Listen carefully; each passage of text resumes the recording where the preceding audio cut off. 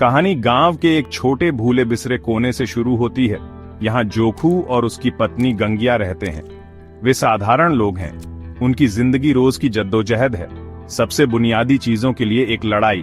आज लड़ाई पानी के लिए है। जोखू बहुत बीमार है। उसका शरीर बुखार से जल रहा है और वह कमजोर है। डॉक्टर ने उसे साफ पानी पीने को कहा है, उबला हुआ और शुद्ध। लेकिन उनकी छोटी सी झोपड़ी में उनके पास सिर्फ अपने कुएं का पानी है। गंगिया उसे एक लोटा पानी देती है। जैसे ही जोखू उसे अपने होठों तक उठाता है, उसे एक गंदी बदबू आती है। ये मौत की बदबू है, एक सड़े हुए जानवर की बदबू जो उनके कुएं में गिर गया है। वह उसे पी नहीं सकता। वह लोटे को दूर धकेलता है। उसका गला सूखा हुआ है, उसका शरीर दर्द कर रहा है। ये पानी सिर्फ गंदा नहीं है, ये जहर है। इसे पीने से जोखू और बीमार हो जाएगा। गंगिया ये जानती है, वह खतरा समझती है। उनके कुएं का पानी, जिसे इस्तेमाल करने की उन्हें ही इजाजत है, दूषित है। ये बीमारी का स्रोत है, जीवन का नहीं। ये एक छोटी सी समस्या उनकी लाचारी की गहराई को दिखाती है। एक व्यक्ति क्या करता है जब उसे जीने के लिए जिस चीज की जरूरत है वही उसे मार सकती है? जोखू के लिए चुनाव जलती हुई प्यास और एक गंदे जानलेवा तरल के बीच है। ये सिर्फ साफ पानी की कमी के बारे में कहानी नहीं है। ये एक ऐसी जिंदगी के बारे में कहानी है जो किनारे पर जी जा रही है, जहां हर चुनाव एक समझौता है। उनकी दुनिया बंटी हुई है। गांव का उनका हिस्सा है और फिर बाकी। उनका कुएं उन जैसे लोगों के लिए है, अछूतों के लिए। ये उपेक्षित, खुला और असुरक्षित है। जानवर गिर सकते हैं, गंदगी पानी में मिल सकती है, लेकिन किसी को परवाह नहीं, क्योंकि जो लोग इससे पानी पीते हैं उन्हें महत्वपूर्ण नहीं माना जाता। गंगिया अपने पति को देखती है। उसका चेहरा बीमारी और प्यास से पीला पड़ गया है। उसे गहरी निराशा महसूस होती है। वह जानती है कि पास में साफ पानी है, शुद्ध और मीठा, लेकिन वह पानी उनके लिए नहीं है। वह ठाकुरों, ऊंची जाति के जमींदारों का है।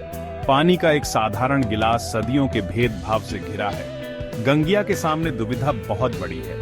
अपने पति के लिए उसका प्यार उसे कुछ भी करने के लिए मजबूर करता है, लेकिन उसके समाज के नियम उसे अदृश्य जंजीरों की तरह रोके हुए हैं। वह गांव के दूसरे कुओं के बारे में सोचती है। साहूकार का कुआं है, लेकिन वह ठाकुर से बेहतर नहीं है। वह अपनी क्रूरता और लालच के लिए जाना जाता है। उसे पानी मांगना भी अपमान और बेइज्जती को दावत देना होगा। गांव के दूर सिरे पर एक और कुआं है, लेकिन वह बहुत दूर है चलने के लिए, खासकर रात में। एकमात्र विकल्प, साफ जीवन देने वाले पानी का एकमात्र स्रोत ठाकुर का कुआं है। और वह कुआं एक किला है, दीवारों से नहीं, बल्कि जाति के शक्तिशाली और क्रूर विचार से सुरक्षित। गंगिया के गांव में पानी सिर्फ पानी नहीं है, ये ताकत और हैसियत का प्रतीक है। दो मुख्य कुएं हैं। एक ठाकुर का है, जो ताकतवर जमींदार है। दूसरा साहू जी का है, जो साहूकार है। दोनों कुओं के चारों ओर चबूतरे बने हैं। वे साफ, अच्छी तरह से रखे हुए और सुरक्षित हैं। इन कुओं का पानी ठंडा और मीठा है। यह वह पानी है जो ऊंची जाति के लोग पीते हैं। वे मानते हैं कि यह पानी शुद्ध है, सिर्फ इसलिए नहीं कि यह साफ है, बल्कि इसलिए कि यह निचली जाति के किसी व्यक्ति के स्पर्श से दूषित नहीं हुआ है। उनके लिए गंगिया या जोखू जैसे व्यक्ति का स्पर्श किसी भी गंदगी से ज्यादा गंदा है। फिर तीसरा कुआं है, जो गंगिया के समुदाय के लिए है। ये गांव के किनारे पर है, उपेक्षित और अनदेखा। इसमें कोई चबूतरा नहीं है, कोई सुरक्षा दीवार नहीं है। ये सिर्फ जमीन में एक गड्ढा है। कोई भी और कुछ भी इसमें गिर सकता है। पानी मैला है और अक्सर बदबूदार होता है। ये वह पानी है जिसे अछूतों को पीने के लिए मजबूर किया जाता है। यह अलगाव गांव का कानून है, एक अलिखित नियम जिसे धमकियों और हिंसा से लागू किया जाता है। ये उन्हें दुनिया में उनकी जगह की रोज की याद दिलाता है। उन्हें बताया जाता है कि वे अशुद्ध हैं और इसलिए उन्हें अशुद्ध पानी पीना चाहिए। यह जातिवाद का क्रूर तर्क है। गंगिया इस व्यवस्था को पूरी तरह से समझती है। वह इसे अपनी पूरी जिंदगी जीती रही है। वह जानती है कि ठाकुर का कुआं सिर्फ पानी का स्रोत नहीं है, ये उसकी ताकत का केंद्र है। ऊंची जाति की महिलाएं वहां पानी भरने, गपशप करने और अपनी सामाजिक स्थिति को मजबूत करने आती हैं। निचली जाति के किसी भी व्यक्ति को उसके चबूतरे पर चढ़ने की भी इजाजत नहीं है। अगर उनकी परछाई भी कुएं पर पड़ जाए तो इसे पाप माना जाता है। उनसे उम्मीद की जाती है कि वे पानी के लिए भीख मांगे, किसी ऊंची जाति के व्यक्ति का इंतजार करें कि वह दूर से उनके बर्तन में पानी डाले, जैसे वे किसी भिखारी को दान दे रहे हों। यह गहरी जड़ें जमाए भेदभाव एक बुनियादी मानवीय जरूरत को उत्पीड़न के हथियार में बदल देता है। पानी, जो सभी के लिए प्रकृति का उपहार होना चाहिए, एक पूरे समुदाय को नियंत्रित और अपमानित करने के लिए इस्तेमाल किया जाता है। कुओं के बीच का अंतर सिर्फ सफाई के बारे में नहीं है, यह गरिमा के बारे में है। साफ कुआं सम्मान, इज्जत और समाज में जगह का प्रतीक है। गंदा कुआं शर्म, उपेक्षा और लगातार संघर्ष की जिंदगी का प्रतीक है। गंगिया जोखू को देखती है, जिसका जीवन साफ पानी के कुछ घूंटों पर निर्भर है, और वह जानती है कि इसे पाने के लिए उसे एक ऐसी रेखा पार करनी होगी जिसे उसके लोगों को पीढ़ियों से पार करने से मना किया गया है। जैसे ही रात होती है, गंगिया के दिल में एक शांत विद्रोह शुरू होता है। वह जोखू को दुख में नहीं देख सकती। पानी के लिए उसकी बार बार की गुहारें, उसकी कमजोर और फटी हुई आवाज उसे एक अजीब तरह की ताकत देती है। यह हताशा और प्यार से जन्मी ताकत है। वह तय करती है कि वह ठाकुर के कुएं पर जाएगी। वह अंधेरे की आड़ में जाएगी, एक चोर की तरह। वह पानी चुराएगी। यह विचार डरावना है। वह खतरों को जानती है। अगर वह पकड़ी गई तो परिणाम क्रूर होंगे। ठाकुर और उसके आदमी अपनी दयालुता के लिए नहीं जाने जाते। पिटाई कम से कम उम्मीद की जा सकती है।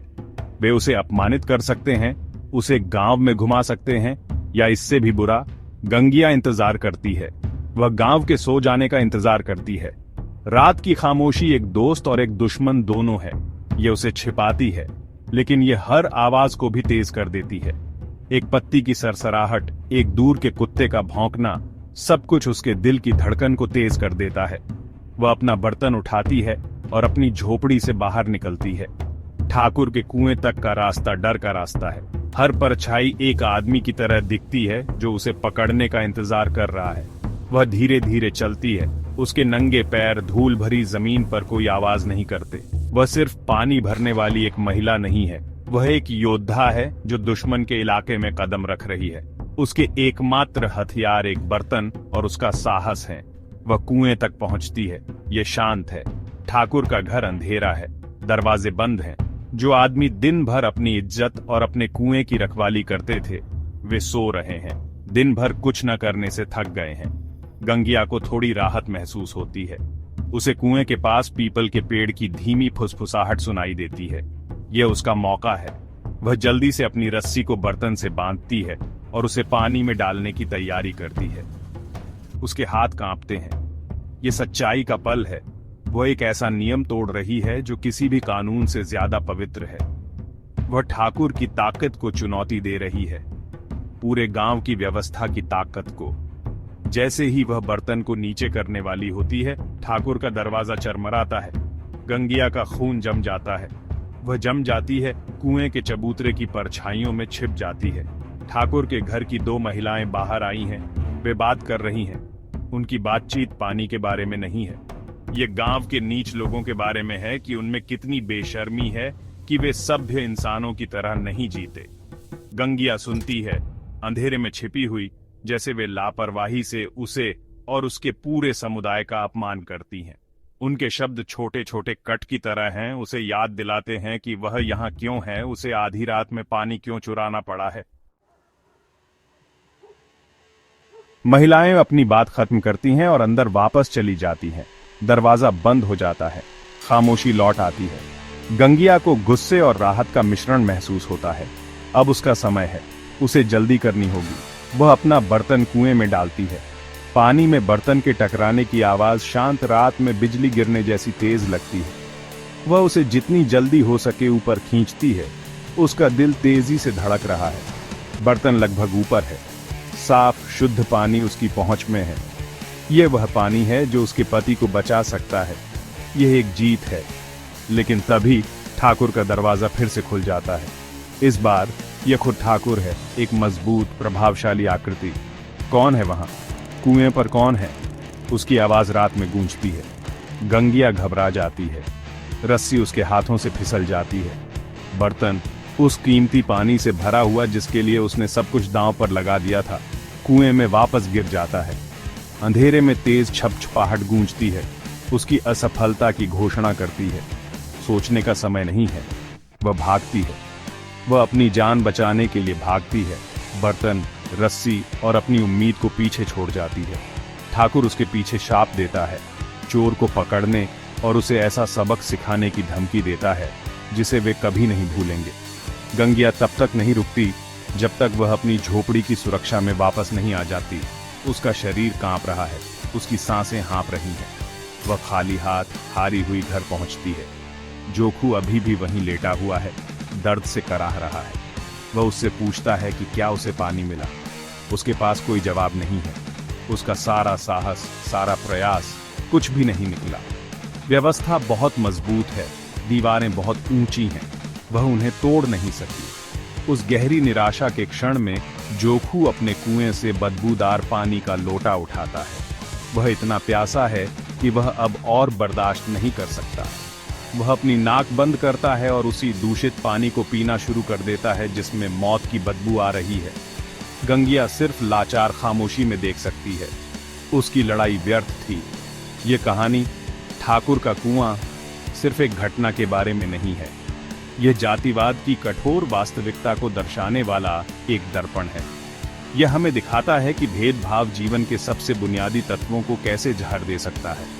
गंगिया का असफल प्रयास उन लाखों लोगों की कहानी है जिन्होंने एक अन्यायपूर्ण समाज के खिलाफ लड़ाई लड़ी और उन्हें वापस नीचे धकेल दिया गया। कहानी हमें सिखाती है कि पानी की प्यास अस्थायी है, लेकिन गरिमा और न्याय की प्यास शाश्वत है। यह हमें खुद से पूछने पर मजबूर करती है, एक समाज खुद को सभ्य कैसे कह सकता है जब वह किसी व्यक्ति को सिर्फ उसके जन्म के कारण एक गिलास साफ पानी से वंचित करता है। कहानी निराशा में समाप्त होती है, लेकिन यह हमें एक जलता हुआ सवाल और दुनिया को बदलने की जिम्मेदारी छोड़ जाती है, ताकि कोई भी गंगिया कभी भी खाली हाथ घर वापस न आए।